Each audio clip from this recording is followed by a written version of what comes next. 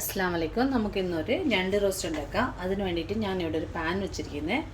ഇത് ഇരുമ്പ് പാനാണ് ഞാൻ വെച്ചിരിക്കുന്നത്. അതിൽ 2 ടേബിൾ സ്പൂൺ വെളിച്ചെണ്ണ ഒഴിച്ചു കൊടുത്തിരിക്കുന്നത്. ഇതിലേക്ക് 1 ടീസ്പൂൺ പെരുംജീരകം ഇട്ട് കൊടുക്കാം. അപ്പോൾ അതിലേക്ക് ഒരു മീഡിയം സൈസ് സവാള ഇട്ട് കൊടുക്കാം.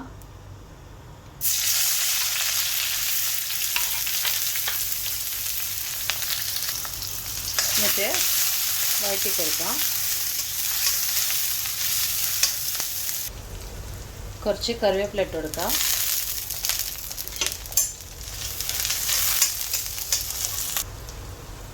സവാള വഴന്ന് വന്നപ്പോഴേക്കും നമുക്ക് തക്കാളി ഇട്ട് കൊടുക്കാം. ഒരു തക്കാളി,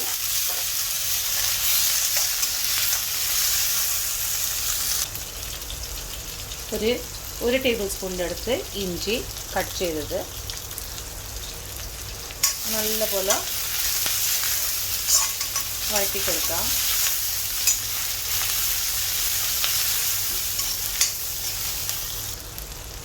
ഉപ്പ് കുറച്ചിട്ട് കൊടുക്കുക. ജസ്റ്റ് മസാലയ്ക്ക് വേണ്ടിയിട്ട്. ഞണ്ടിൽ നിന്ന് തന്നെ ഉപ്പ് ഇറങ്ങി വരും ചില സമയത്ത്. 2 table spoon Kashmiri chilli powder ഇട്ട് കൊടുക്കാം.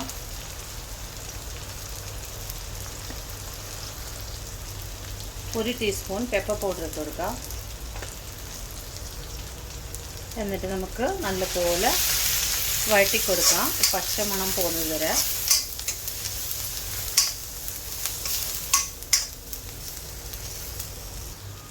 എന്നിട്ട് ഇതിലേക്ക് ഒരു 3/4 കിലോ ഞണ്ട് ഇട്ട് കൊടുക്കുക. ക്ലീൻ ചെയ്ത ഞണ്ട്. എന്നിട്ട് നല്ലപോലെ മിക്സ് ചെയ്ത് കൊടുക്കുക.